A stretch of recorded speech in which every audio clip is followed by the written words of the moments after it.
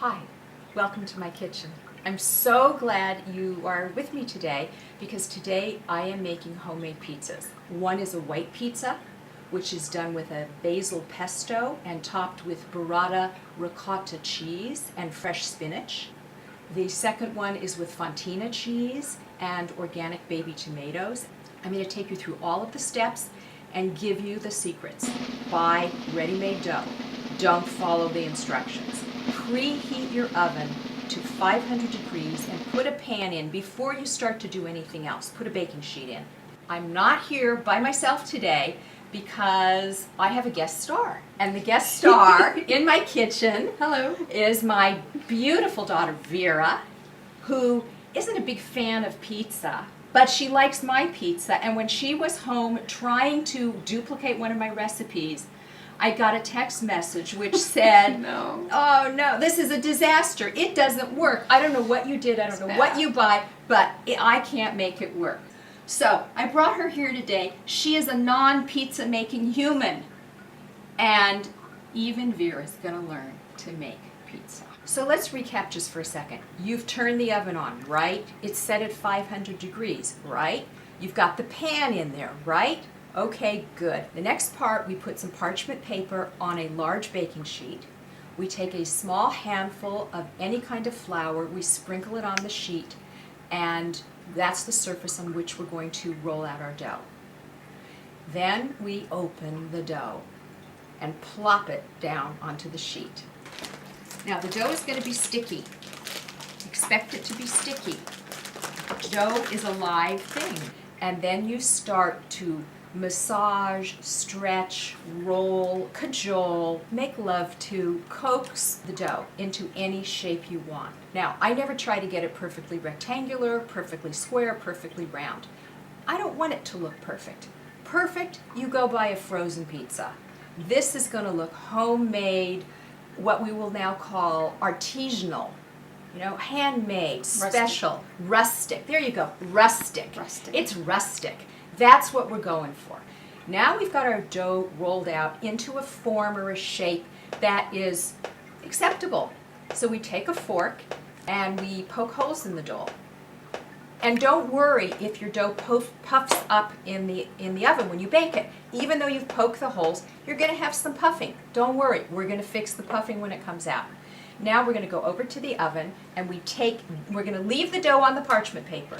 And we're going to slide the parchment paper and the dough onto the hot pan that's already in the oven. So 6 to 10 minutes, you're going to take it out. You can take it out on the pan. You don't have to slide it off now. But again, use pot holders. That pan is going to be hot. Or you can slide it off, whichever you're most comfortable with. When I'm making multiples, I slide it off because now the dough is baked quite a bit. It's easier to handle. But you'll do it whichever way is the easiest and the safest for you. This is 2 minutes in and you begin to see that the dough is starting to cook and bake. So what I'm doing now is I am slicing in thirds these beautiful organic cherry tomatoes. Now if you have smaller tomatoes, which we sometimes find, those little tiny pearl tomatoes, you only have to slice them in half. Now this is fresh organic spinach and I'm just shredding it a bit because we're going to put some of it on the white pizza. The timer went off. It's been 6 minutes, and now they come out of the oven. And so for the white pizza, we're putting the pesto on the bottom. In this case, we use store-bought pesto that we drain, so it's not as oily as most pesto, and we don't have to stand and make pesto. And we're putting the mixture of burrata ricotta cheese that have been mixed together. We're dotting that on top. Then we're putting fresh pepper and salt and fresh spinach. That's the white pizza. Usually tomato pizzas with cheese, they have tomato sauce on the bottom and cheese on top.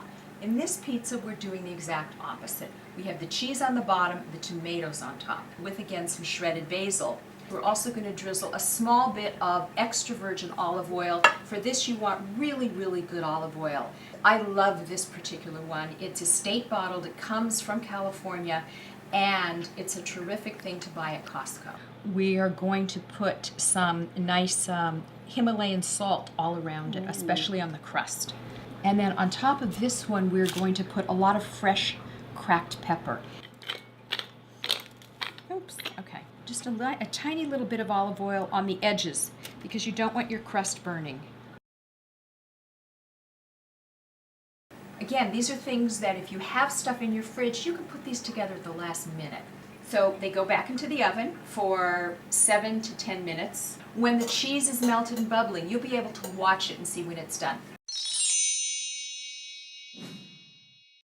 You pull it out of the oven and cut it up and enjoy. Yum. Yum.